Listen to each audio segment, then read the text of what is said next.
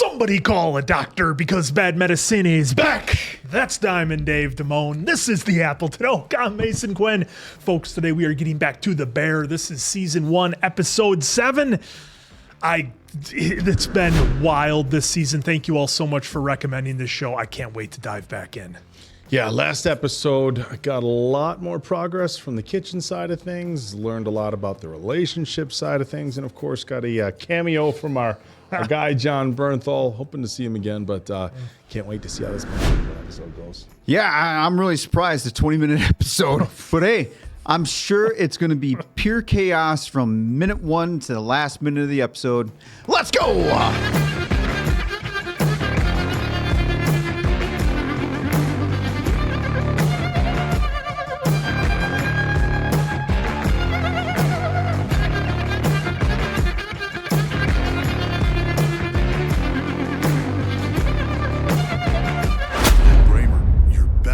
In the whole world. It's great to be alive. So let's start today with a songwriter. It's a new intro. A rare and beautiful creature costumed in stunning colors. And while you've heard all roads lead to Rome, some roads lead from Chicago. This is Sufjan Stevens. This is Chicago. Prime opportunity for the band Chicago right there. But hey, we'll take this. They missed it with Sufjan Stevens. That's why I was looking at you. It's like, oh, Chicago. Oh, the statue without the face. Yep. And by the way, I want to give a shout out to everyone behind the camera too for the show and the editing. Editing has been top notch so far. I don't mind. I made a lot of. Little shot of everybody with their day. There's the fire. Yep. The second fire. city. Good old RC. I haven't had that since I was a kid. Oh, Wrigley. Didn't you do No, good in let's the Marcus playoffs Scott. this year? I was going to say you can't show Chicago without Michael Jordan. Yeah, I mean, Obama, whatever, but you got to show Jordan. What about Walter Payton? Well, They have a lot of Bears clothes in the show, but Stop, Bears. no Walter Payton? This writer, as all my readers know, is devoted to Chicago, and for better or worse, the neighborhoods are changing. Oh, he was making this in the last show. Can the Windy City evolve without losing its true essence? We wonder at times if nostalgia clouds our judgment and creates an angry... Nostalgia always clouds your judgment. That's this guy. The word I would choose now after my most recent meals at the well-loved, if not shabby establishment, is elevated or elegant. Chef, ready to go. And it's clear more changes are coming. Chef, stop reading that shit. We got a lot to do today, okay? Even if the walls are stained, the staff moves are next level. Where is the team? hey. Should we, like... The sandwiches are Oh, everything better be okay with Tina.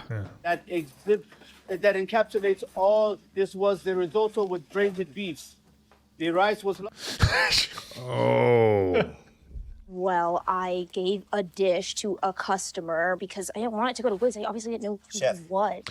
Oh, he was a critic. I just want to make sure, like, everything's okay. It's not weird or whatever. It's okay, Sid. It's not weird. It's good. I don't think she knew that was a I critic. think she knew. Hey, T, we got a lot to do today. Please hustle, okay? I need you to catch up. Thank you, Chef. Yes, Jeff, but Louis, What about Louis? he needs to know. You need to teach him how to work in the kitchen. Today? Sure, Tina. Today, the day we're running the new program. Chef Sidney, you got that, right? You got that. Is getting into trouble, doing dumb shit, is not interested in anything. So you brought and him here? Claro que sí. Porque... You taught me you could teach him. Oh, Exactly. Your skills, man. You got skills. Skills? Yes. Shabby? This guy's a hacky fuck. What's the pickup on risotto? Feel like that's kind of crazy, right? We're not gonna do that. No, we're not going to do that. 15 minutes to open, Chef! Thank you. Shit. Oh, boy. Luisito, get over here. Oh, my man. Whoa, you woken up? Just trying, yeah. Man, looking good. You accidentally gave a dish that's not on the menu to a guy who happened to be a food Shut the critic. fuck up. It's hard to digest. Sydney, boxes. Yes, Chef. Thank Gary, you come so on. much. Never mind about the whole. We eat for a beef all day? Yo, 100, bro, chef. what's the 100. extension Thank doing? Richie. Go yourself. 69 all day, chef. And Not that I don't appreciate the giddy up, but you're not quite there yet. Okay. Can we please talk about Yeah, you got it, boss. Fellas, I gotta talk to Sydney. Not good. take this and do this over by the deli counter? Yes, Yeah. thank you. 10 minutes to open, chefs. This is not good. Bravo! And they got the glass fixed. What's your angle? Level with me. My angle? My angle's that I was hired to work here, so now I'm working here. Well, if there's confusion, let me help clarify some things, okay? We all work in a restaurant, right? Great. This is great. Get him, Sid. And they buy their food with money, and they spend their money, and then we take our earnings and just, live our lives. Wow. Not some sort of hollow shell you can project your dying fantasy. Oh. Ooh. Yeah, she's had enough of him. The people are gonna come in here thinking they're gonna get her food. That's some fucking scoostamat millennial shit out there. Sorry, I just don't feel like we're on the same page right now. I feel like we're not good. Let's get through the day, please. Quiet! Ooh. Wait, what was he doing with were those brats? Dogs? Oh, that the to-go orders? For the risotto. That means we have 78 slices of chocolate cake, 99 French fries, 54 chickens, Oh. and 55 cheese sandwiches. Do up. Oh. You tell me shit. Shut the f up! Shut the f up! Let me think for a second. Oh. Told you that dish wasn't f***ing ready. What does this have to do with it? Stop! Oh, he's losing it. How are they going to make? Get all 32 chickens. Get them searing, roasting, pina, sausages, burgers, hot dogs, everything on the grill. Fire everything right f***ing now. In fact, contribute in any way humanly possible. Oh, man, I'm gonna make 3 sections, okay? They're gonna be wet, hot, and sweet. All right, I'm gonna take green tape, make those sections. Louis, I want you to get the sandwiches, put them in the corresponding sections. Poppy. Okay, yeah. 255 sandwiches alone. Richie, do you even know how to do fries? Yes, I know we need them now. Okay, Marcus, where are we on cakes? Well, Get in there. we are in it, fellas. Oh, no, Marcus. There's 4 cakes in the store. Yeah, I was going to cut them. They're not even cut yet? That's not that big of a deal. Check. Oh, man. Oh, no. Fire everything right now. Okay, I'll fire everything. That thing is Orders not are stopping. still coming in. 76 beefs, 34 chickens, okay? 12 French fries, 12 mash. Now. Holy shit. That's 3/4 of the episode. Corner. Oh. Oh, no. You didn't say corner. You didn't say corner. You Richie. don't need to curse at me like a maniac. You didn't say corner. Oh, no. Tensions are so high right now. Bringing in the shit. Not you. Maybe it is. Maybe it really is. Oh, she's about ready to snap. Or what Louis is supposed to learn in this shithole of a place. But please, just make sure he keeps up on pace and that you finish your shit. Okay, yes, chef. This is so fucking stressful. Yo, chef! Yes. Louder done now. That's fine. We'll make it fresh. Sydney. Oh, no. Oh, no. Look at that fucking printer. No. Fire 2 more cakes. No more. You just Are farted you in. dead? Oh, I'm sorry. You're extra confusing the name. Sharpie. Oh my God. It all starts with Carm. Have you guys noticed that? Yep. Like, now it's trickling down to everybody. Yep. His level gets up. You want to know how ugly? Richie, you are a loser. Oh, here we Oh. go. Can't do shit. You waste space here. You are a fucking Oh, God. Here we go. because I see you. You're the loser that you fucking are. Wow. He's going to get her with a Everybody pan. knows it. I mean, your daughter probably knows. Oh, shit. No. Are you gonna fucking stab me? Fucking will. Yeah. Shut the f up. Get it. I figured out what I was Oh, no. doing wrong. I was trying to make a cake Oh, dough no. that should have been yeast all along. And I've seen Marcus, why are you? Let's get the f back to work. Yep. Knew that was happening. Yep. Cousin, just Shut the f up. Oh! Oh. I got stabbed. Not right now. I got stabbed. Son of a... Oh. Ibra, I got stabbed. Probably deserved it. Jeez. What is going on? Ibra, make that fast. I'm trying. Oh. Saeed Bari caused violence, oppression, civil war.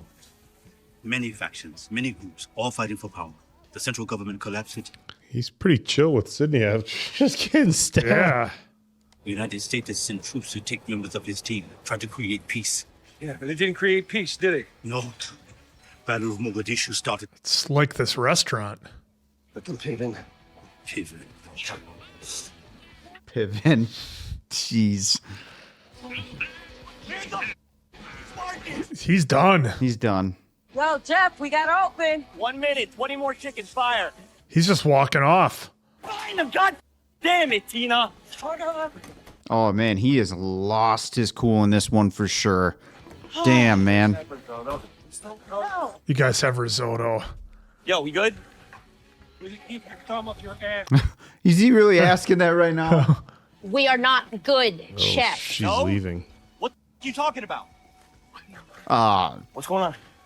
Man. The phone is just ringing nonstop. Did he not realize what he just did? No. Oh, shit. Right now? Quit. You quit right now. And Marcus just quit. You are also a piece of shit. What are you doing? This isn't on me. What are you doing? Good luck. Oh. Oh, here's that whistle again. Yep. What did he just throw? Just threw a Sharpie The at the wall. Sharpie, yeah. The machine just keeps going. The phone this keeps music. ringing. Dude, this music too. Yep. Marcus's donut. Yeah. Yo, cousin, there's a fucking line. Are we Yo, open and or he not? loves it. God, Carmy. Go find Marcus right now and then go back out there and get Sydney. Is he shutting it down for the day? That is the chaos. Holy shit. You know, folks, when I say that kind of shit in the beginning, it's just jokingly. Like I wasn't expecting. This is what you wanted. I wasn't expecting 18 minutes of feeling like I was getting slapped around in there. Like, good Lord. I am just gonna. I'm gonna say that this is one of the most brilliant shows. This episode I think I've ever seen. We started off in our review, and we're like, "How is this show only 20 minutes long?" Yeah, everyone's been 30 minutes. This one's only 20 minutes. As a writer, how do you? The tension's been high. We've had that stress in the kitchen. How do you really convey that to the person watching? How do you make them feel like they're stressed out? Everything's happening so fast. What the fuck? Like, you know what you do? You make the episode 20 minutes long. Mm-hmm. Don't have it drag out.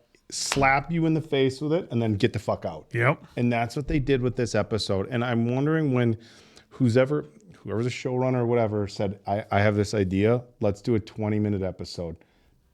Starts off a little bit slow, goes into pure chaos. Just keeps building. And then we don't make it a half hour. We just cut it short and go before we leave, before we come in with the finale. 20-minute episode. Absolutely brilliant.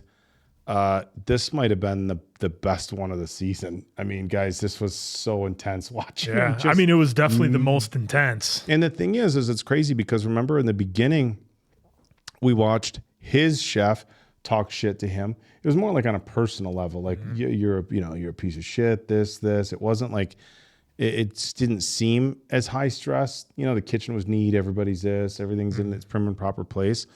But we've talked the entire season so far about like, God, why would a kitchen be so toxic? Why would this happen? Why would this happen? And I get like it's Chicago, it's an old school restaurant, but like there's only so many fields of work where you can talk to people like that, and they don't just say fuck it, I'm leaving. Mm-hmm. And if anybody's ever worked, so I've worked for a couple people where the dynamic of work was once when I was very, very young, once in some media stuff where the dynamic was high pressure, get shit done. Your boss doesn't like, everybody's got to have super thick skin. F-bombs, what the fuck was that? Can't have this shit. This is unacceptable. You need to fucking fix it. You know what I'm saying? And it's really tough to work in those environments because you sometimes, even though it's just business, you take it personally. Like you take somebody, what the fuck? Like you take it personally and you just want to throw your hands up and walk away. And I think this one for so many people is so relatable because so many people just wanted to quit a job and they got to watch or just walk. And at the end of the day, if you don't have any investment in said job, why would you care? Marcus had his donut fucking smashed against the wall. Something he's been working on for what, 4 episodes? Well, in their timeline, weeks. Yeah, I mean, because it's been 2 months. Tina told us that she's been getting better. So however long that is. And Sydney's thing with the Rosetto, however you say it, whatever, her new dish that she gave out. Risotto. That's pretty much a no-go yet at this point. So it's like, and now we have all this chaos on top of it. And they're just like, why am I doing this? It's just nothing but chaos. I don't have any investment in it personally, like Richie does or like Carmy does. So yeah, why wouldn't you leave, being, in this situation, they feel like they got nothing to hang it in for. And I loved how they started off reading the write-up of the restaurant, how they got this new dish. It's incredible. They've turned the place around. It's different. Everything has changed. And now it's right back to the same chaos it was probably in when Mikey was there, just disorganized. The machine that's what I love. They had the music slowly got louder. That machine printing off the receipts never stopped the whole episode. The phone was ringing the whole episode. That never stopped. And I don't know how many different shots they did with the camera, but they made a point to follow through this very claustrophobic environment with the camera following each character, which I thought was brilliant. I mean, you picture a cameraman being stuck in the middle of this. He's got to be like sitting there like this, holding the camera, trying to get these shots because it's so claustrophobic in there, and that really comes through it to the viewer. And yeah, there's no way they could have gone any longer with this episode than what they did to keep that tension at that height. Now, to dial it down a little bit and to kind of think to the final episode, Sydney said she's done. Marcus certainly looks like he's done. You don't throw off your apron and smash your donuts down when you're getting ready to go do something else. To me, he's heading out the door. So is Carmy going to have to, I don't know, he's going to have to apologize to him, try to get him back. I'm assuming that he does because we got more seasons and episodes to go. But, it's just like, oh, and then the scene with Richie and Sydney was just building back and forth. And like Sydney had it all season with this guy, him and his BS and not wanting to get with the program and fighting her at every step. I mean, how many of you folks out there have had a job where there's just somebody every day trying to buck the system, trying to do it differently, and they're just a thorn in everybody's side? And then, the previous episode with Richie just trying to talk to everybody. And it's like he's been a pain in her ass since like the word go. And they've just been sniping at each other a little bit. They had the one nice moment in the car, but then other than that, it's been sniping at each other. And Sydney got real personal with them. And I didn't know what was going to happen. Like I was expecting the worst. I was expecting fists to start flying or something. In the end, Richie got stabbed accidentally, but didn't seem to be that big of a deal for him. Looked like he'd been there before. So, yeah, total chaos. Loved this episode. I can't wait to read the comments on this one, what you folks thought watching this one live. Yeah, this episode was just, from a viewer standpoint, awesome chaos because it was nonstop pretty much. Pretty much at the end of that review, that's when it started building because then Tina comes in with her son and then they say, oh, you want us to teach him on our new thing, on our new schedule or whatever today. And that was like the starting point. And then, of course, Sid and Richie having that conversation out in the corner and then coming back to the machine going off because they forgot to turn off the pre-orders or whatever it was. And then from there, Carmen lost it. So like Carmy lost it. I assume with the machine, it's like it's set for a certain limit. Like they can only do so much in a certain amount of time. And I'm guessing I assume that's what that means, that what she forgot to implement or whatever. I don't know. All I know is there was a bunch of pre-orders. She said she forgot to turn off pre-orders. So basically, that review. He said helped. that he was going to take to-goes. He said, I'm going to start taking to-goes at 10 minutes out. So she didn't turn off pre-orders. So all people have been able to put in a million pre-orders. Right? Yeah. Like you should have it turned off. Like you can't pre-order that much. For now, like a 10 o'clock pickup or whatever. Yeah. Now that being said, like, look, as soon as you went live with pre-orders, if you had that many people ordering right away, they still would have the issue with the review, regardless of what time a pre-order would have turned on, from what I understand, would have been just it would have been a volume issue. Right. Yeah. Even if the time hadn't been whatever, it was just a volume issue. I don't know, guys. Like we have the show like playing back now as we're talking about it. I don't love the direction Sydney took here. Like, well, no, yeah, nobody in this episode did. No, but the thing is it's one thing to yell at people. Like, look, Marcus, like, dude, love you. Read the room, man. He's freaking out. The thing's going off. Showing him a donut. Oh, look at this donut. He just asked you 5 times about the cakes. Sydney asked you 4 times about the cakes. He's brought it up multiple times. You hear him yelling at everybody else. Shut the fuck up. Shut the fuck up. The thing's going off. All the chaos. Ooh, try this donut. I finally figured it out. Like, dude, read the fucking room. Not now. So I love Marcus. Yeah. Not the best time. Okay, dude? For Sydney to say what she said to him, that's stuff you can never take back. And you have to be... look, it's one thing to call somebody, you're an idiot. You're this. And obviously I'm not condoning that behavior. I get when tensions get high, sometimes we say things we don't mean. Bringing up somebody's daughter and saying you're a loser of a dad, that's shit you can't take back, you know? It's something you can't take back. And Sydney went in a really nasty direction with him.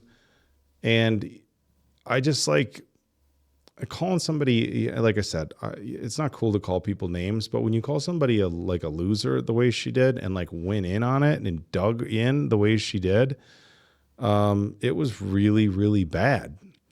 And look, she can come to him and say, look, I was super stressed out. I made a mistake. I didn't mean it. You know, tensions were high all the way across the board. I feel like we can come back from this, because it was such a shit show for all the way around, right? Like I feel like Carmy can go to Sydney and say, "Look, it was just shit was bad." I feel like you can go to Marcus, but you can't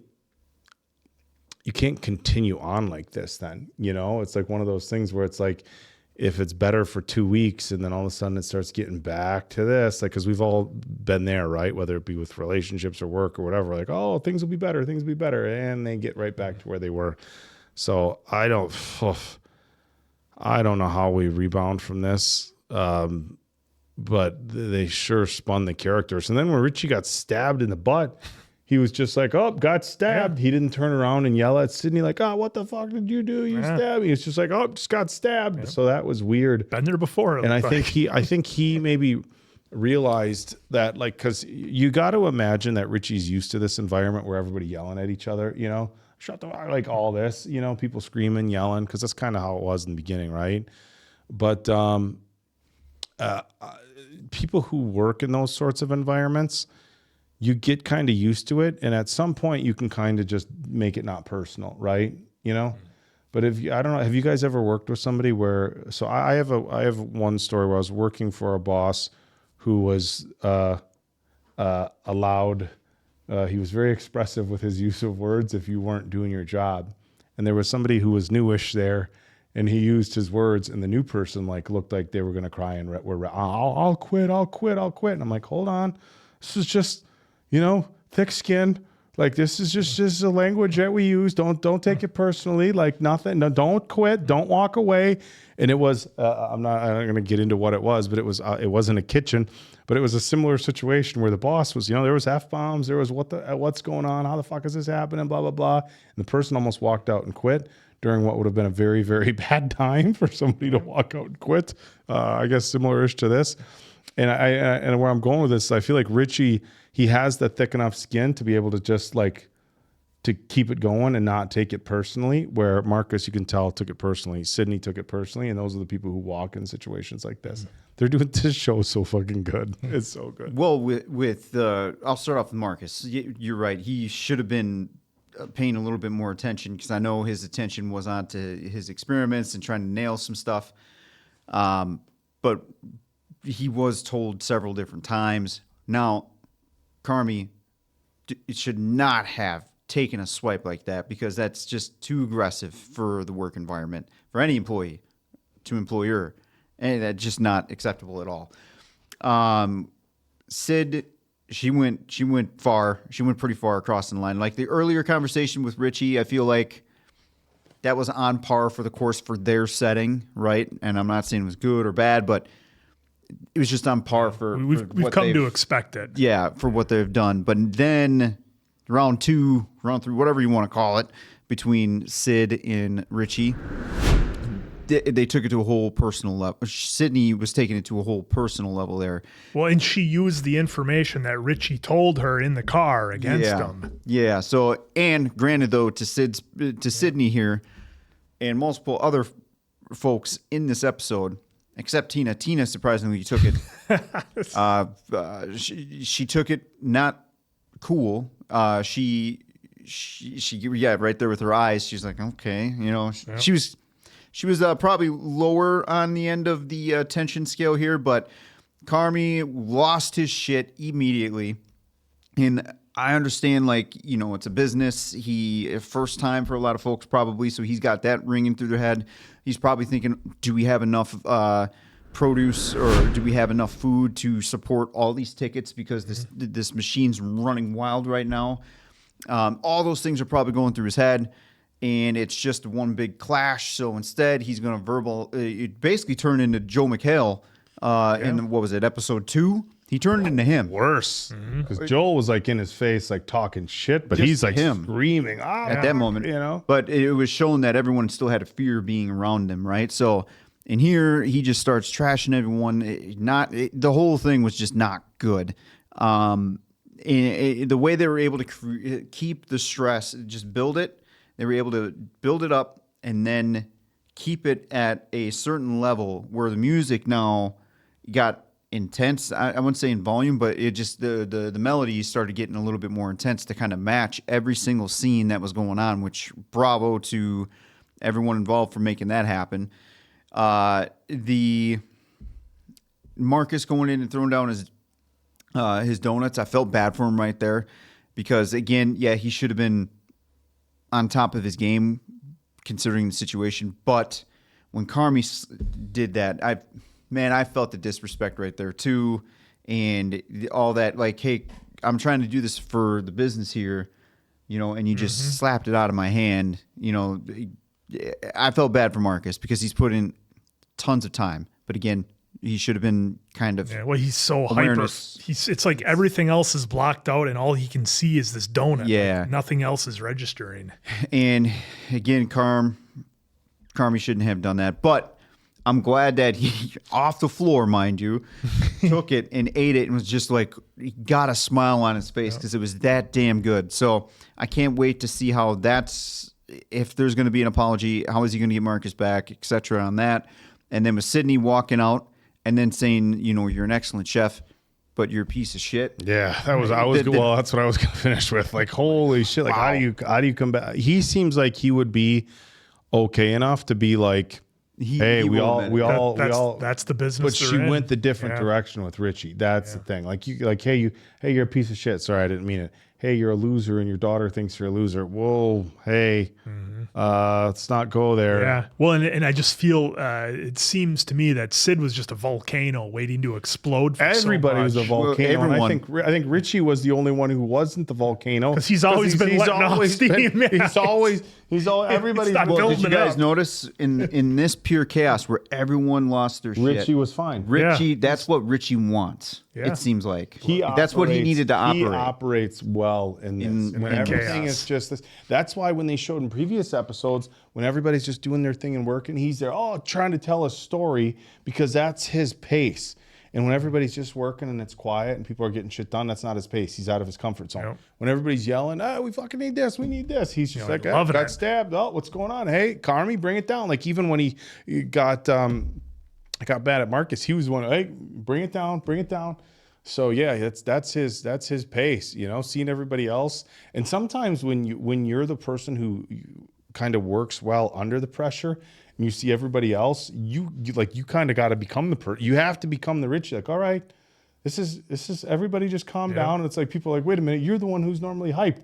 I'm hyped. That's like baseline for me. That's what I run at. That's what I run at. Now it's here, so everybody's just got to chill the fuck out. Yep. Yeah. Yeah, and I feel bad for Sydney too, because we've seen a buildup coming into this where Carmy would just be like, hey, sous chef, you got that, right? And she'll be like, she never says no, but you could just see in her tone like, yes, things like that. So there not only was Richie always, like anytime she had to deal with him, they were starting at a 10 out of 10 for the tension. And then this episode just blew the doors off. Everyone was just blowing like a volcano, like you said. So I do feel bad for her because, again, we've had a build up to this moment right here. And Richie was blaming her because of the system. Yep. Carmy blamed her because of the pre-order and all that. So it was just one big build up. So yes, there was some things that she shouldn't have said, but I do feel bad for her at the same time too, because it was a ton of pressure that was being built in here. And Carmy just needs to. I know with the stuff that he's been dealing with, they've showed us a great deal of the stresses that he has, and it feels like he's built this to be like, it's okay for me to do what he just did here, but it's not, right? So I'm hoping in the next episode we do see, because he has great moments as a leader here. Mm-hmm. We've seen that. Yeah. So I'm hoping that we do get to see him at least address the team and say sorry for my behavior or something like that, because I do think it's going to be important moving forward for the whole crew. Well, and the thing too, you mentioned Marcus's donut. That was the one thing that like stopped him in his tracks and calmed him down. Like his demeanor completely changed. Then he just walked out the door to handle business or whatever, presumably. After he ate the donut? Yeah, after he ate the donut. Like that's what chilled him out and calmed him down. So it seems like anyway. Yeah. So I don't know if you guys got anything and you want to go for like 15 more minutes so our review can be as long as the episode. I want, it popped into my head now because they're trying to do things that set them apart from other restaurants, to find your niche without changing too much. I wonder if we're going to see Marcus's Donuts be like, because the food critics like, oh, hey, we have this risotto with this beef brine. It's like, yeah, do you want to be known for that? But hey, we're this, there's this place that makes these bomb-ass donuts that nobody else makes because Marcus figured it out. Maybe it's the donuts. Who knows? I will say, though, when I cook, I'm kind of like Marcus. Like, I'll be like, hey, you got to try this. I know you guys experienced it a little bit with me, but it's like I'm like, Marcus, like, here, you got to try this. Fire. What are you talking about? What's the house? Just try this. Tell me what you think. I'm the worst person to test food out on. I'm the absolute worst because, guys, my food intake. Actually, you're not, Dave, because I can tell from you, like, when the flavor's good, and then I can tell when it's just like food for fuel, so to speak. I'm just so like, guys, I'm the George Foreman grill, like chicken and my microwavable rice. I've lived a really, I don't want to say super busy, but my food, and I'm not I had my period of time where I was competing where it's like food is fuel. So I'm not that guy where like that's how I look at food. I'm just real blah with my food. I'm really simple and real easy to please. Well, and there's only room for so many passions in your life. We don't cook that much at my home. So my fiance is not like super into, she'll bake cookies with my little guy and stuff like that. It's more like a family type thing, but she's not into like, making these fancy dishes, nor am I. So anytime somebody makes like food, that's not to say it's not really good. No, I know. Anytime somebody like home makes something, I'm like, oh, this is so good. He's the same. He's the same. I can same with you. I can tell like when you're faking it or if it's actually good, because not just my food, other people's food too. But and the answer's not here clearly, but there was a moment too with the brisket with WWE superstar Eric Rowan, where it was on our live stream. It was a while ago. I won't bury it, but you know what I mean? Like the difference there, because I can't fake it. Like when someone gives me something, and folks, I can't fake it. Like it's either bad. That was okay, or like, oh my God, give me more. So fortunately, I can't. I'm just so easy to please when it comes to food. I didn't have to make it, so it's a win. Yeah, there's only a few times I've been there. I was at I'm not going to say which. I was at an expensive steakhouse maybe about a year ago, and I was like, it was kind of a special occasion, and I ordered a very, very expensive steak, and it came out and it was super blah, and I was pissed. I did that too. It was probably last summer. I'm like, you know what? Because when I see a price, I'm like, Jesus Christ, I can't do that. Yeah. But the one time I'm like, I'll do it just once because I want to see if there's a difference. Yep. And then I was the same with you. I'm like, holy fuck, I just spent that on this, something that I could probably do. I don't seek out, I'm not bougie. I don't seek out expensive restaurants, but sometimes with my travel and my work in the fitness industry, sometimes people will be like, hey, we're going here. I was out in last year. I was there this year. We didn't go out to eat, but last year I was in Bellevue, Washington, and very expensive. And I don't know if it was JB Howie's or wherever the steak place we went, but all like the decent steaks were, $95, $125, $135, and I got a steak there. I'm not going to say the place that was bad, but I got a steak there, and I think it was like $95 or something. And it was like, oh, this is so good. That was the place. It's all about. I sent these guys a picture. They had deviled eggs on the menu, and I sent them a picture. And but yeah, it's like, man, that's the only time I get disappointed is if I order like a real expensive steak and it comes out like, oh man, my $20 steak from TGI Fridays is better than this one. What happened? Yeah. But guys, can't wait sometimes. For the finale. Yeah, it does. Well, folks, there we go. Again, we did it. We did it. We went longer than the show. Longer than the show. All right, folks. Look, drop your comments. 5 of you here though, but I got to hear your comments on what you thought about this show. So hopefully you made it this long, and you can drop some in there for us. But we got one more episode to go this season. So for Diamond Dave Damone, that's the Appleton Oak. I'm Mason Quinn. This was Bad Medicine. That was the Bear. One more to go in this season. We'll see you back here for it.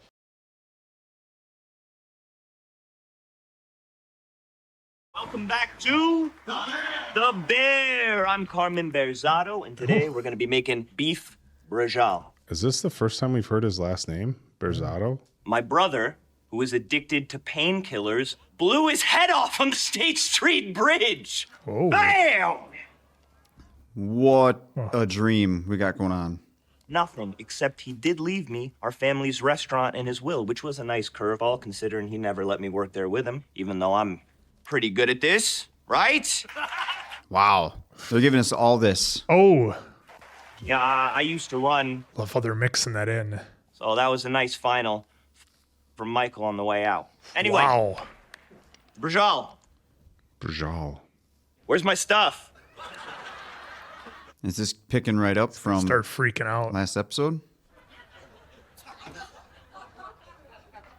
And I'm only asking that because of the flashbacks that we got. And now we're getting... What's going on? Oh, is he cooking in his sleep again? Why? What's the problem? I'm sorry. Holy shit. Oh, I'm sorry. I'm just this up, guys. This up. Stop, please. Oh. What the fuck? I'm right here. This is in the first episode. Yeah. You know we're gonna call. I'm right here. Oh. Holy shit. We got some more great insight. Set this place up. So great food calms him down. Hey, Bear. Let it rip. He calls him Bear? Must be. Those great dishes is what helps bring him down. So what an opening sequence. Been to fewer than 15 meetings, like to speak. Dude, what a brilliant way to give us some more insight to Michael and everything. Mm-hmm. Holy shit. Before I came to Al-Anon, I was a cook. I mean, I'm still a cook. I'm just a different kind of cook, I guess. My brother and I, we would cook a lot together, especially when we were kids. You know, that's when we were closest. My brother can make you feel confident in yourself. You know, like when I was a kid, if I was nervous, I was scared, I wouldn't want to do something, he'd always tell me to just face it, you know, get it over with. He would always say, stupid. He would always say, let it rip. Which we just heard. Yep. I'm not built like that, man. I didn't have a lot of friends growing up. I had a stutter when I was a kid. I was scared to speak half the time. I got shitty grades because I couldn't pay attention in school. I didn't get into college. I didn't have any girlfriends. I don't think I'm funny. More insight.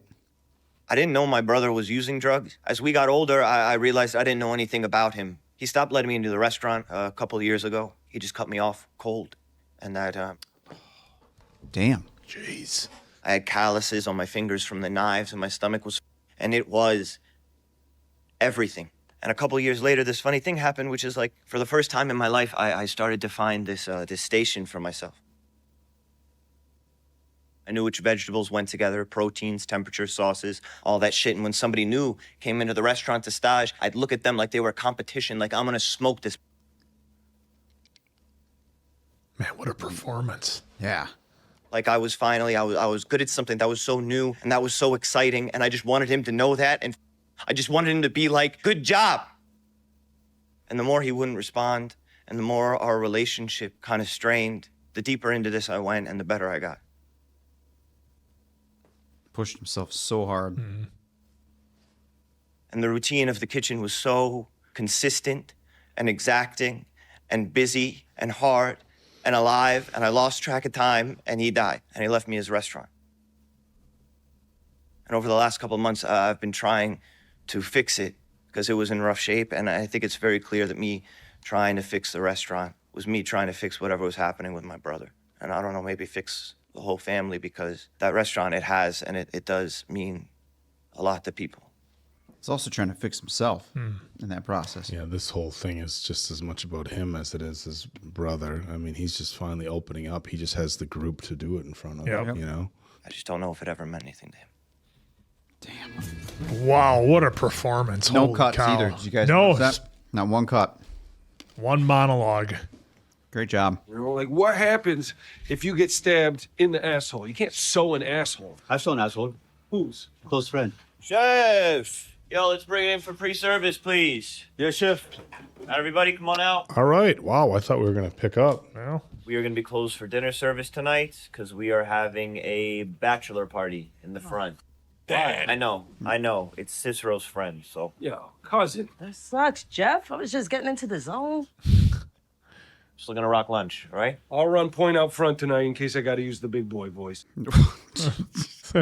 How many people? I'm not sure, but we're going to try to keep it chill. They're going to bring their own booze. We're going to have snacks, small plates moving right through, okay? Hey, chef. Thank you, chefs. oh, I guess we're not talking about what happened the other day, huh? Well, Man, I was really thinking. You see me? Yeah. Combining ingredients. Yeah. Just take the compliment. I was really thinking there was going to be an apology, Yeah. but where are they now? That's not her house. Well, my head just got real fucked up for a minute. Welcome to the club. Is that not weird, though? Dude, it would be weird to work in a restaurant and not completely lose your mind. So what is this? This is a Chilean sea bass.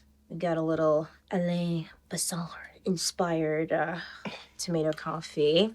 Then, I don't know, herbs, because...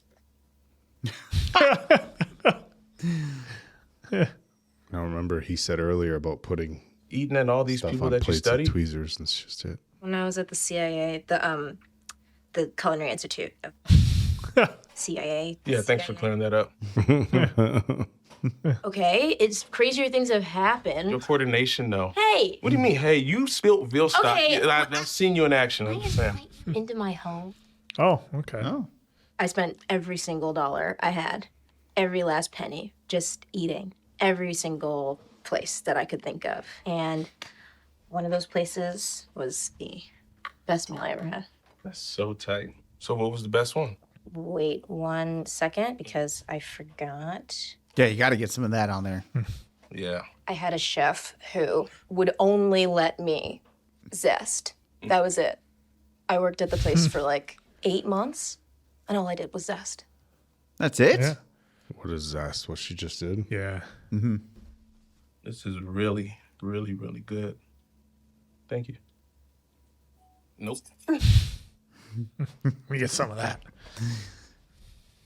Oh, boy. Now what kind of money issues are we running into? Chef, Yeah. you good? Yeah. Yeah. Why? Hmm. Two people quit on you. Annoying as usual. Just tired, I think. Heard. You're dressed like Sid. Like a profesh? Oh, God, yeah, she's finally wearing the apron. Apron. I think she was in the last episode. Either way. Hey, T, you don't know anything about KBL Electric, do you? Mikey never mentioned anything about that to you. The fuck knows? That kid? Not on. I know. What's it for? Oh, a lot of money going to that one. 183.30. Oh. I remember there was one month we didn't have napkins. He wasn't paying them on time. I was like, Mikey, pay these motherfuckers. We need napkins. He was like, what's the point?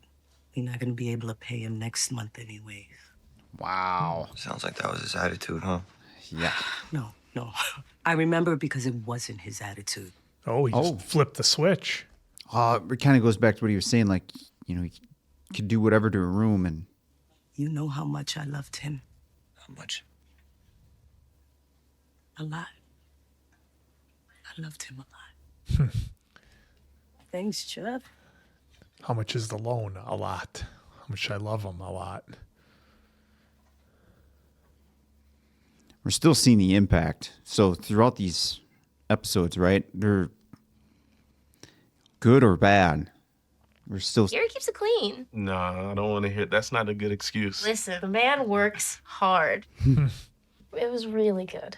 It was really, really good. And I'm really sorry that Carmy destroyed it like a little bitch. That's exactly what he did. He destroyed it like a bitch. Little bitch. A little small bitch. Have you talked to him yet? Or? No. I'm gonna go back and we'll hash it out, I guess. Oh, wow. There's no right answer. You gonna go back to UPS? UPS is the crazy shit that made me want to do this crazy. I've heard that before. UPS is all messed up or what? That's what I want to do, though. I want to cook for people and make them happy and give them the best bacon on earth. Well, even though that spot is taken, actually. Second best is cool. That's great. I'd love that. Yeah. The connection over food, fellas. Yep. Another after that, and I guess just do that forever until my credit isn't -1 million. I mean, you'll find out when it's open. Okay. Okay. I like that attitude.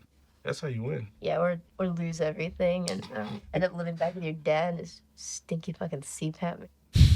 Hey, now. Hey. Be good at different things, you and Carmy. And I learned a lot from y'all. Wait, so what was the best one? Best what? Best meal you ever had? Yeah, it was Carmy's. I knew it. I knew it. He is really, really, really good. High praise. Yeah, but he's still a little bit. I don't disagree. God, what a scene between those two. Oh, shit. It's going to be low-key, guys. Low-key party. No Tokyo going on in there. Peaky Blinders reference. You, your brother. This is a disgrace right here. These two just hate what they're seeing behind them. Yep. No, they say some shit like they gotta help themselves, but I should have fucking handcuffed that to the desk. You knew he was using? How could you not? Oh. Oh. He wouldn't take my calls. He wouldn't let me work in the restaurant. I should have done more. There it is. Yep. He's been holding guilt, too. He pushes on that Carmy once in a while. You know, he's so loud and obnoxious and hilarious. I mean, he's Mikey Bear. I thought he would The pull bear. out of it. Oh, boy. Come on. Somebody fall over. You gotta be fucking kidding me. This is going to end so bad. Get the... Yeah, here we go.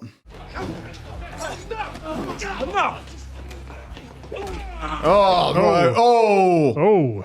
Oh. Who'd he just drop?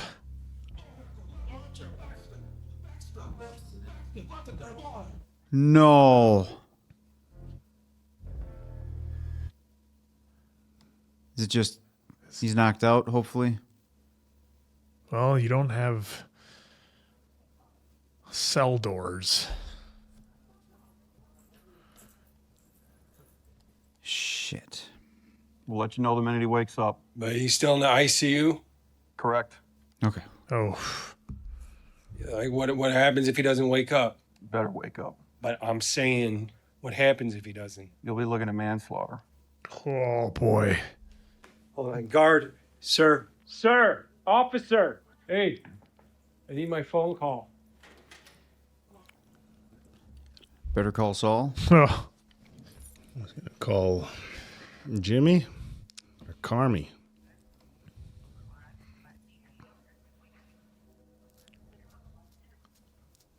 God, I wouldn't even remember anybody's phone number to call. Hey, this is Tiff. Leave a message after Oh, the tone. no. Bad news. Bad news, Richie. I'm just getting off work. It's been a crazy day. You know, I was just thinking about all that shit that went down with your dad, you know, how I called him when I called him. You were right, you know. That was not okay. And That was his one phone call. Wow. hope you guys had a good day. Give Ava a big hug. Yeah, I'll talk to you later. Okay, good night. Damn. It was almost when he pulled the phone away like he was going to say love you or something, like he's used to doing it. Old habit. Wonder what that officer was thinking. Like, that was your one. Jaramovich, let's go. You woke up? You got lucky. You get charged with aggravated assault. Oh, that's way better. There's Carmy. Yo. Yo, Carm. He was out. Ooh. Get out of here. Yo.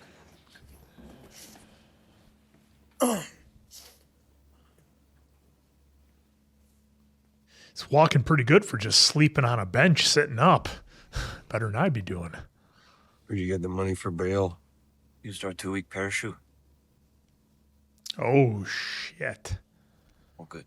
Get ball breaker ready, yeah? You okay? Okay. He asked how someone was doing.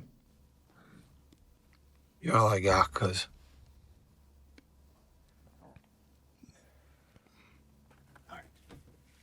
Yeah, man, they know how to. We've had some powerhouse performances. Everyone in this show is just crushing it. Oh, what a mess.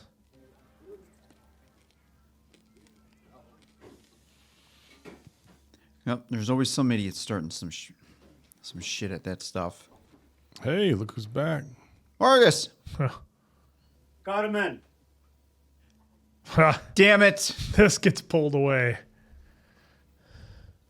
He just went back. Like, we're just going to try just going back. I'm so sorry, Chef. Happy you're back. Yes, Chef. Carmen, Yep. what This? What the is that? This is my station. This is not respect. No, Chef, that is not respect. Hey. Oh, come on, man. He played for the Cubs. What do you expect? Hooligan. A souvenir for your trouble. Gary, I stand before you a penitent man. Yeah. Okay. All right, let's rock. Look where we are from episode 1 to now. Yeah. Stuff's clean, organized. You ever feel sad? Of course I do, Neil, but I don't talk about it. I keep it all inside. It helps me beat the shit out of people. What is this? My best. No, but seriously, though, if you ever try that shit with me, I'll up. Listen up, we have the River North Festival today, so I want everybody doing a little bit extra. I want the front of house locked and loaded, please, all right? Yes, Chef. Thank you. Oh, there was a Sharpie. Yep. Oh, boy. What's this now? Recipe book. Oh, is that Sid's? Yep. Yep, that's hers. That's when Sid's she wrote book. down. He's going to do it. He's going to make it. Yep. He's going to see how well it does. What if he just adds a little something to it to put it over Good. the top? Hold up, no, this is that's pork. I don't need pork. I'm just the delivery guy. Take it over, Lou. Improvise. See if those notes were on her phone, Oak. He never would have found it. Just saying. I can't with you. That was a full recipe book. That wasn't a bedside. What are you going to put together, Carmy? Pork and onions? You know, if you do the sauteing right on those onions, man. And I'm not an onion fan. Yeah, you hate onions. But I sauteed. I'll get into that. I sauteed some the other day, and I was like, I got to try it. And I was like, oh my God, I might like onions. Uh-oh. Still got work to do. Or is this afterwards? Is he going to go in like Super Cena mode here and just... Oh, never mind.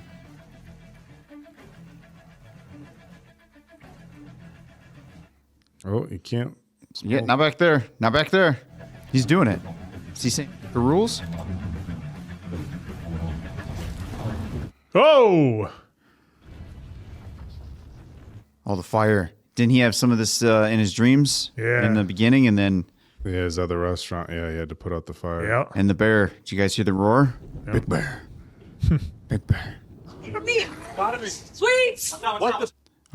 Oh. Yo, hey. Yo. Yo. Watch the ear. Oh. Yeah? Yeah. Just staring at it. Still staring at it.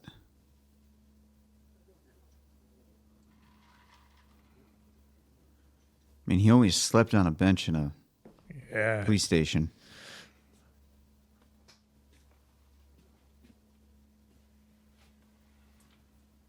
Oh, Here we go. finally, it's going to give him the note. Holy shit. And Richie's wearing the apron, too. Oh, wow. I didn't catch that until now.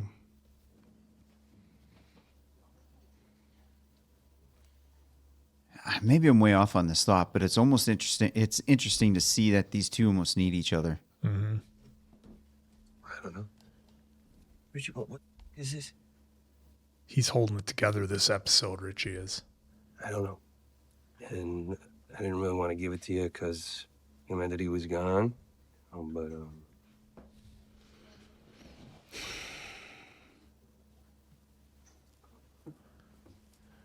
Man, they're both still haunted by Mikey, even though he's gone. Well, that's what I was kind of saying. Like, they both need each other, and for both of them, Mikey, like their... Oh, he's got to open it and read it. Their connection. Yep. You know, Richie has a piece of Mikey. He's a piece of Mikey. They need that together. Yeah.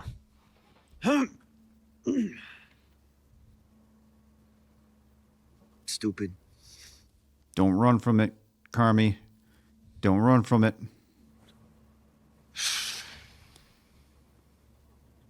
Did you call him sugar?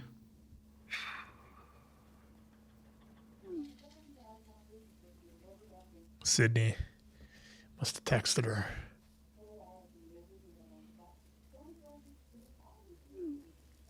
No acid? In her dish, maybe? That. Yep.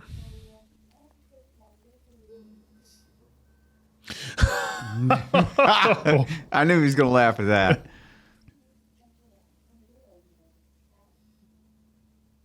Ooh, right now I'm not. I know she's still angry, but that could... Those one-word answers don't make it easy. Ooh, last check.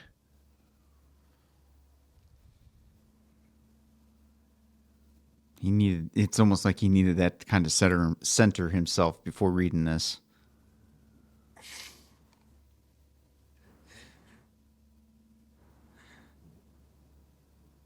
Smaller cans taste better. Remember, he asked him why he was buying the small cans. Yeah. What? What? Was he expecting a different? No. Something In I can think Somalia, I am grill master. Oh, shut up, you old bitch. I got it today, chef. Oh, cutting onions was always brutal. All big cans. Woo! Ooh, that's Look a at lot. that. That's a lot of frosting. Yeah. Get you some. Go, Marcus. Oh, look at that, guys. I got you. I'm gonna fix this. Oh, you got me? I got you. How about this? How about we got you? We're giving you an opportunity to work here, even prove yourself. Maybe put some money in your pocket. All right. So you got stabbed back there? Yeah, I did. It's pretty dope. You just got stabbed and you like walked it off, and it was kind of, it's pretty dope. That's what we all said. Pretty tight. Okay, I'll fix this. Pretty tight. I'll fix this.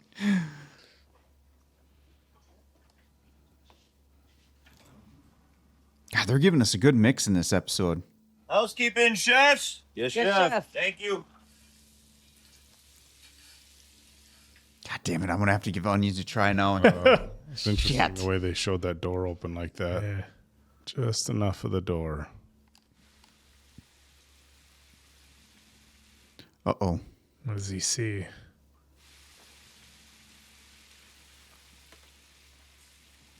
Oh. Oh my God, all those have money. Is it money or is it drugs in there? No, it's money. That's money. Oh, wow. How in the hell do you get that in cans of sauce? Cousin, Yo. help! No way. No way.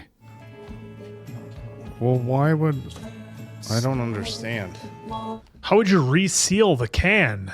I'm going to have to look it up afterwards, but I'll just take the ride. Well, clearly Mikey had somebody do this. Well, look. I'm keeping a tally here. Oh my God, how much but I is don't there? understand. Was it a drug operation? Must Look have at been, that. yeah. Duh, Bears. Sorry, folks, had to get it in. Well, Richie, you can finally get a new CD for your car. I don't understand. Are you guys putting this together at all yet? Like some sort of drug, but why would there be cash and... There's no drugs. It's all money. I know it's all money, but why would he have money in if he owed people? Did he, well... He was hiding it, Was he probably. taking everything from Jimmy? Well, I don't know. We'll have to wait and see, I guess. Look at Sid. What's Chef. Tina. Sid, quit around. Grab a can opener. There we go, Oh, Richie. and it's Richie, the one who talks to her. Family style? Two tops, boots. See? Now he's got the money. Danish Yep. design. Tasting menu at the bar Window on the side. for sandwiches. Yeah. He's implementing her plan. I just don't understand what's with the money. I'm so confused. What do we call it? Holy shit. Is that Uncle Jimmy's money? Well, I think he probably used Uncle Jimmy's money selling drugs, doing whatever, made a pile of cash and had to hide it somewhere. You can't go to the bank with a bunch of cash, so. Sitting there the entire time. KBL Electric, they were doing all the canning for him. That's who he was paying. See, that's what I was saying. Like, he must have been paying somebody. Holy shit, the KBL. And all that money, $330,000. Well, more than that, I'm sure. I mean, because that was a floor full of hundreds. Here we go, the bear. Just opening the bear. Holy shit. He did all that and left enough money for his brother to open his restaurant. Well, I don't know why he opted out, though. We'll have to dive into that. Well, I mean, there's a lot of personal stuff there, but...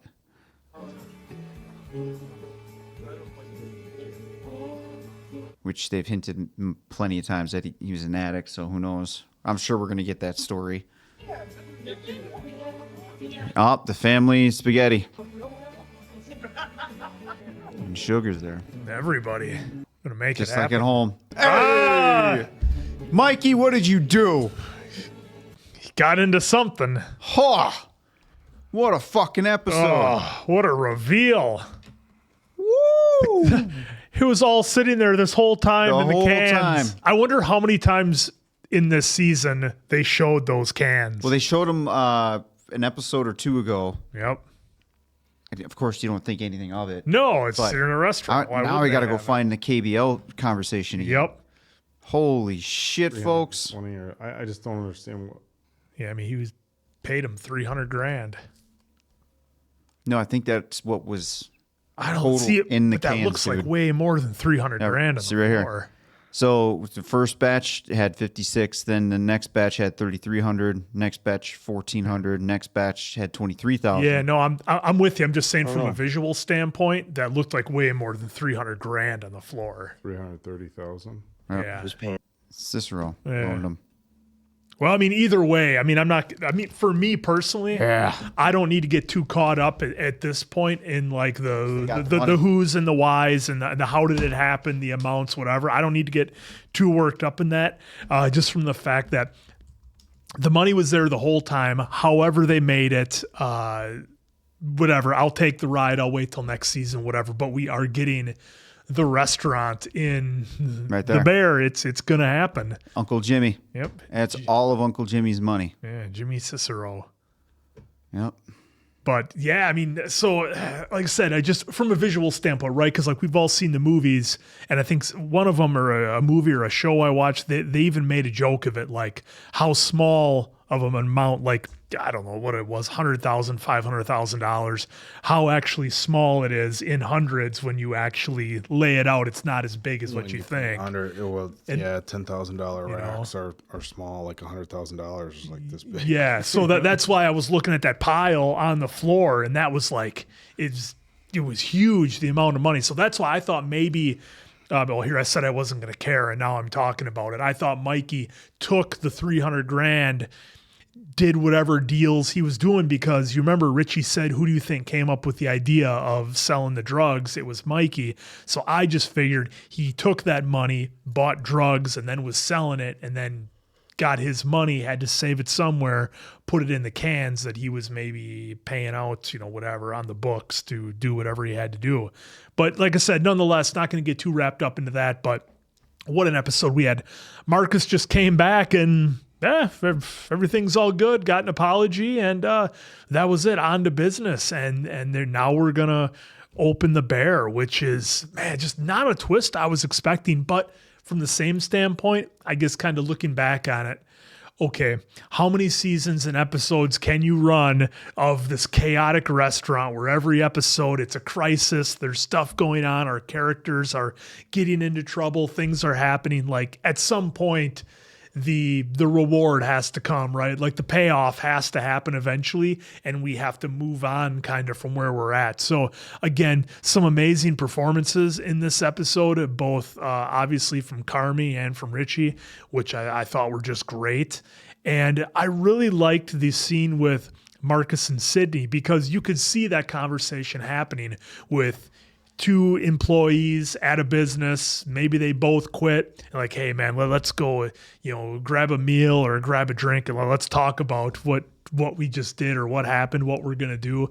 And I like that they had that between them. And, it wasn't, the conversation didn't go the route of like, oh, can you believe this place? I can't believe that they, would be treated like this, or this would be the environment. It's like, no, they pretty much expected to a certain level that, and Sydney's like, well, I guess I'll go work at another place and then another place and then another place. And you could sense that she kind of had a level of almost acceptance of that I guess this is what it's going to be.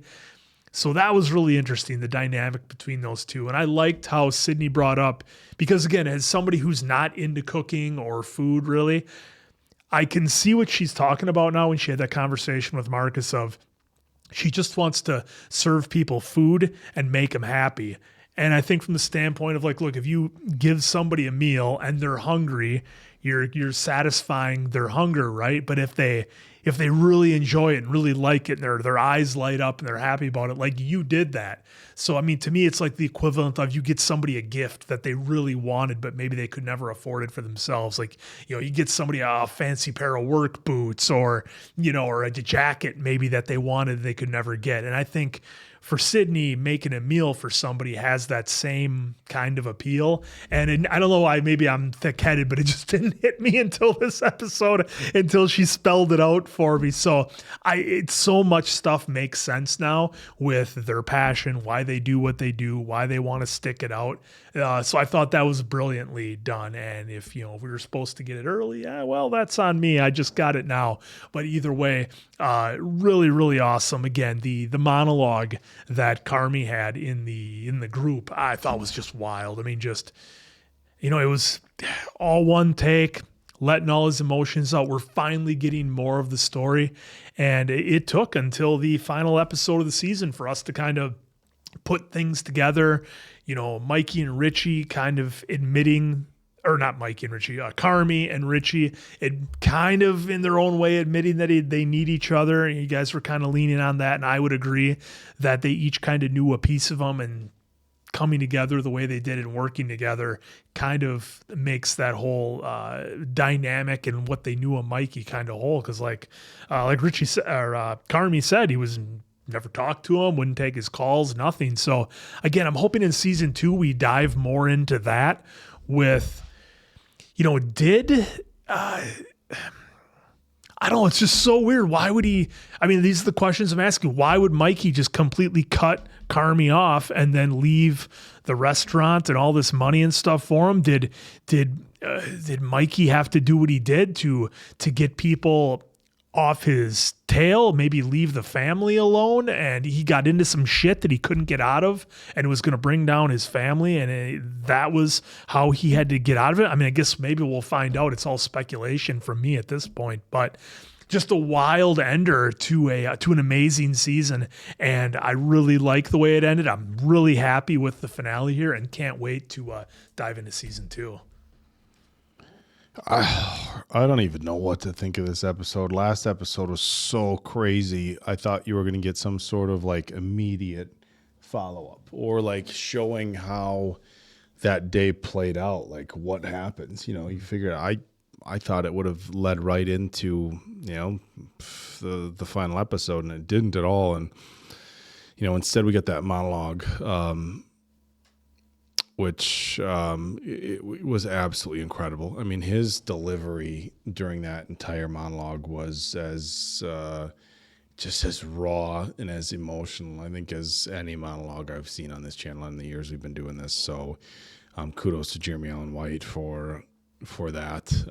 What a powerful scene. And the whole episode was powerful. You saw his regret for how he treated people, and I know I talked in previous episodes about remembering what it was like to be treated like that, and then when you're in the position of power, not doing that to the people under you. And I think he felt really bad about that, and that was shown here. Marcus came back, and it was like apologized, had the little conversation with Sydney, and then they kind of just moved on in their own way.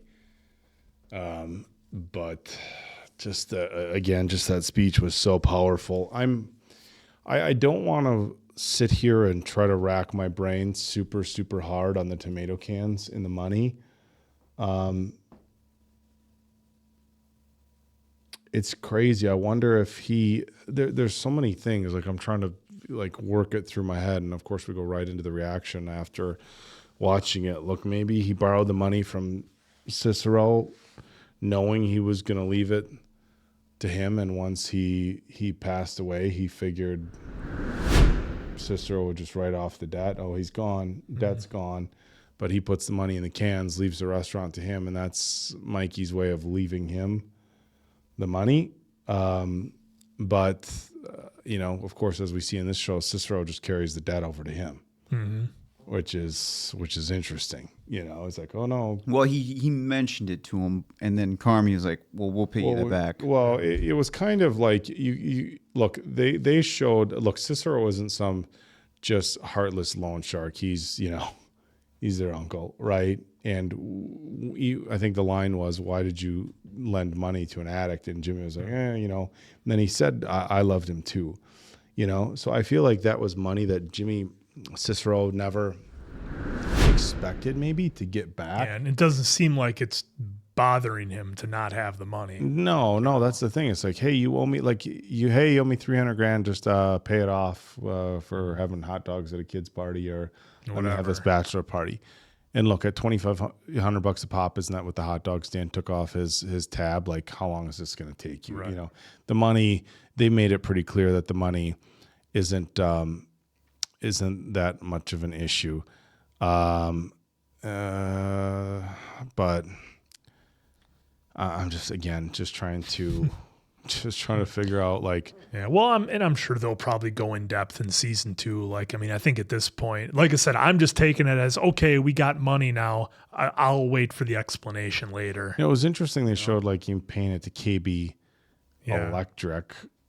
Yep, and they're the one that did the cans. They're the one that did the cans. Yeah, who knows? Yeah. It was weird dollar amounts, like 1,200, 80,000, 100,000. Those, I think, are increments that he got from Jimmy.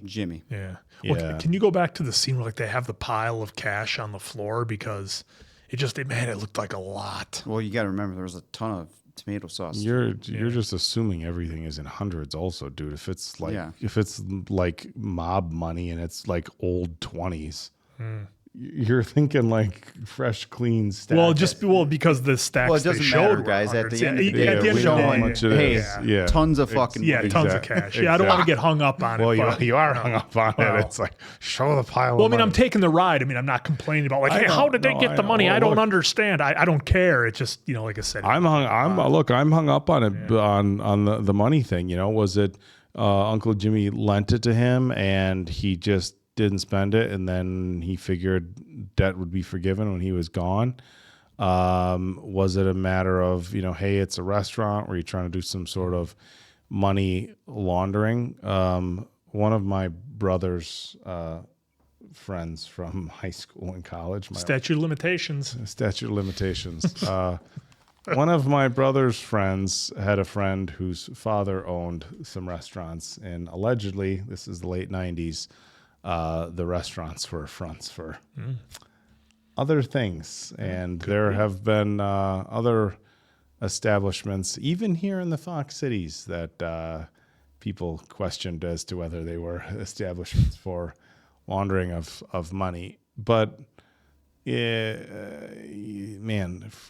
to pay an electric company that much money for a restaurant, like, So the IRS comes in and says, wait a minute, so you have a $330,000 electric bill? Or so in any regard, I don't want to get too hung up on it, but they made it, it's kind of the ending part of the episode, so it's hard not to get hung up on it. But I'm pretty shocked that he's changing the name of the restaurant, but maybe that was what the money was for, is to Mikey the Bear. Maybe that was what the money was for, so that he could open his own restaurant and do what he wanted with it. So I don't know. I have a lot of questions. But look, back to the show. I mean, incredible delivery from Jeremy Allen White. It was crazy when Richie was in jail. He was just like, he wanted his one phone call, and he called the ex just to, and you're thinking like, oh no, here goes, I'm in jail. Bad news, and then that's what it's going to be. But he just called to apologize, which doesn't really seem like something that a character like that does so often. So that was interesting. We had the dialogue between Marcus and Sydney sitting in her kitchen, and her just talking about, she really enjoys what she does, the making the food to make people happy. And it was interesting because we watched the show The Menu, for as messed up as that was, like, that's at the chef at the end.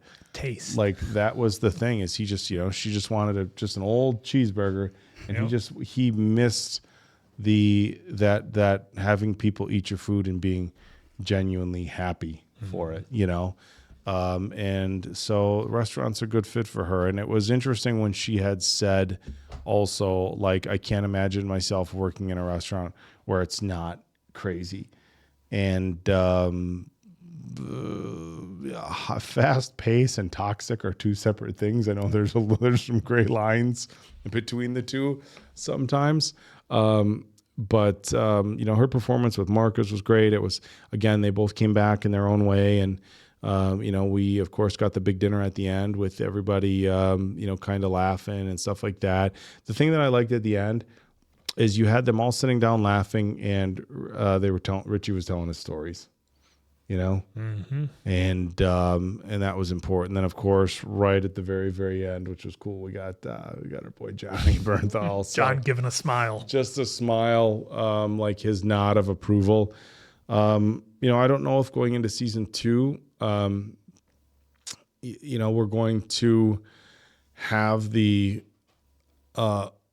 level of, you know, just chaos that we had in this one, trying to get, you know, things in order. You know, are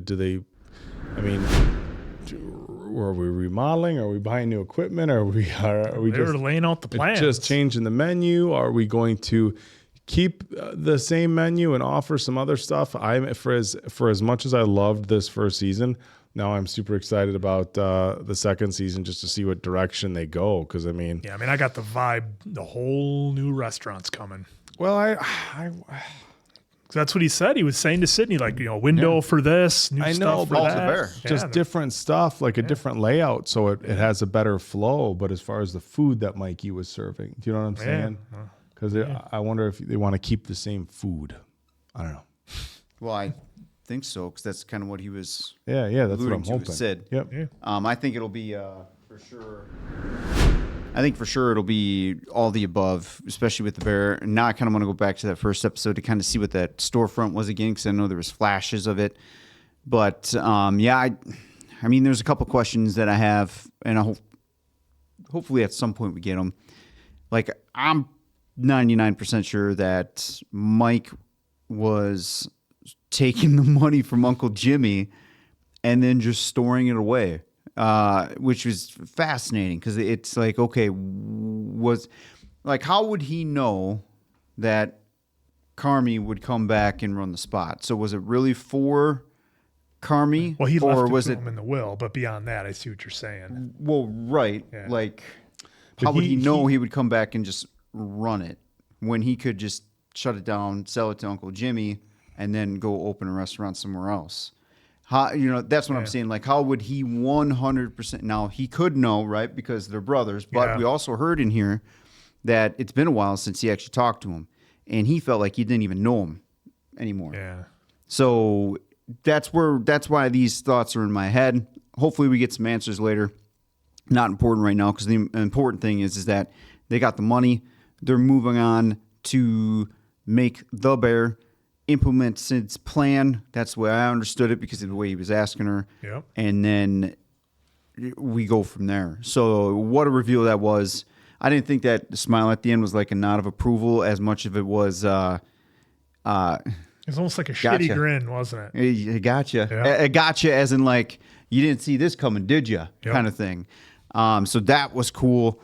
Very emotional episode in it all. Yeah, that speech in the beginning when he went in the meeting there, man, that was some heavy emotional stuff, because he was finally letting it out, which I think is what Sugar wanted, regardless if it was in front of her or in front of the group. She just wanted him to get all of that out, which he did there.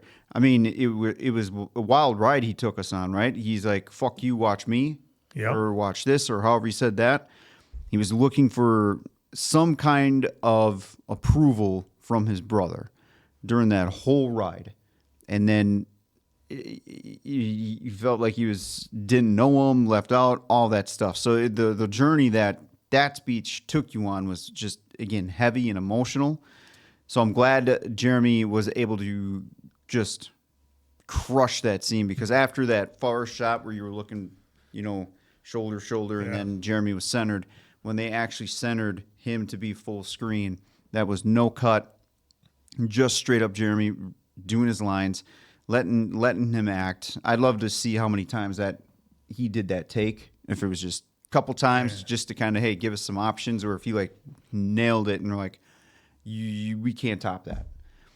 The fight, that I thought the guy was dead. Yeah, that's what the way they like, showed him hitting that corner of that counter, and the way that it was just, like I was a little worried there. Like some Better Call Saul stuff when and his brother hit his head on the table. Yeah, it was just wild on how that. Spoilers if you haven't seen Better Call Saul. A little late on that, but just I started thinking of the worst. Like, oh, we're sending Richie off to jail for a while, and season 2 he'll come back sometime because there will probably be some kind of time jump.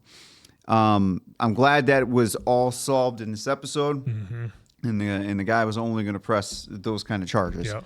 Well, and just real quick, the thing with that, when Richie was in a jail cell, all I could think of, if he does go away for, the big M, I don't even know if you can say it on YouTube. Manslaughter. You can say manslaughter. Yeah. But it's like, damn, would everything of Sydney said been right? And I wonder if he was thinking that in the jail cell, like, damn, everything Sydney said to me, she was right. I am a loser.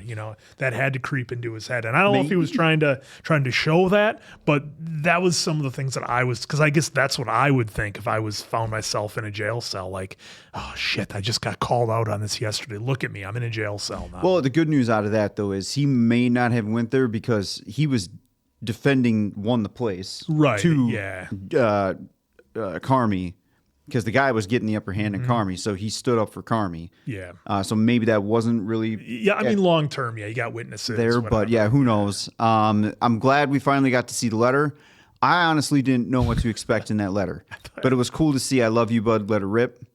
And then he turns it, and it was the family spaghetti recipe, and used the small cans, which I swear we saw him throw in the first episode when it ended. It was a small can. I have to go back now and watch it. But because I remember he made a point of it, talking about the small cans. Like, hey, why is he buying small cans? Why isn't he getting the big ones? Yeah, so that was. I'm glad we got the payoff for that, because I didn't. That could have been a little Easter egg. Not Easter egg. That could have been a piece there when Richie found it. And then in like season 3, oh yeah. By the way, this. And then it finally comes to. But glad we got to see Marcus come back. I'm glad Jeremy, I guess, I get it the way he is and the way this whole setup is. That's a good apology for him. But at least Marcus got the apology. Sydney, I don't know if that's the chemistry between them and that's kind of his sorry, or if he will eventually get there and maybe it's off screen or whatever. But I'm glad they were able to text, and yep, she was being, kind of a smart ass there too. I was just hoping she wasn't going to push it too much, right? Yeah. But it was almost like he needed to do that to center himself a little bit before reading the note, because it looked like he wasn't even sure what he should be mentally preparing for. So to take his mind off that for a second by texting Sid and just having that conversation, I think helped, because then we saw his reaction after he was reading it, and it was almost like relief, like, what? Like he was preparing for something heavy, and it was actually a recipe. So that was unique and interesting there. And as far as like the rest of the characters in here, everyone's crushing it. Fantastic job. What a first season. And I'm really looking forward to seeing now where we're going to go, especially with all that money being found. And what a way for him to find that, just going for the big stuff right away. Yep. And then I was wondering if it was a bug at first. I'm like, oh, great. Yeah. Now we're going to have... I thought he was like hallucinating or something at first again. Which could have been. I mean, he's had some visions and dreams and nightmares, all that is so far in here. And it's been a ride. And honestly, what a relief that was to finally see them get money, considering how much stress has been going on since episode 1. And like you guys were saying, it's been there the whole time, and we just now found it. So I'm really looking forward to seeing what season 2 is going to bring and how these characters are going to move from there. I'm glad Sid's back, and I don't know what you would ever change in this first season. Yeah. Real quick, if you made it this far, thank you for that. We appreciate it. Early prediction, I don't think Mikey did it to himself. I think he was killed. I think the mob did it. I think he was doing something with the mob money. And I think they took him out and made it look like he did it. So that's my early prediction, folks. I'm hoping, well, who knows what'll happen on the bear, right? I'm not even going to take a prediction on that because they made it, all of them made it sound like he took his own life so far. So there was a chance that in real life. I think it was the mob that did it. That's what I think he was hiding out. Hey, where's our money, Mikey? Where's our effing money? You said you'd do whatever. I'll start off 5. Again, I don't know what else you would change. They gave us. It almost felt like you were there in these pressure cooker situations. You could feel the emotional stuff. I mean, you could feel every bit that they were offering in here to at least get you to be feeling like, oh, that's relatable. This hit me in that emotion. This hit me this way. And look, if it didn't hit you on any level and you think the show isn't for you, hey, cool. I mean, it's subjective at the end of the day. But, man, I don't know what I would change. Yeah. Yep, same here. Well said. 5 for me. Awesome. Loved it. Can't wait to take the ride on season 2. Said my piece. Made my predictions. 5. Easy 5. Phenomenal show, phenomenal writing, phenomenal acting. Can't wait for season 2. All right, folks. You heard it here. 5s across the board. So for Diamond Dave Damone, the Appleton Oak, I'm Mason Quinn. This is Bad Medicine. That was the Bears season 1. Let's go for season 2. Let it rip. See you on the next one.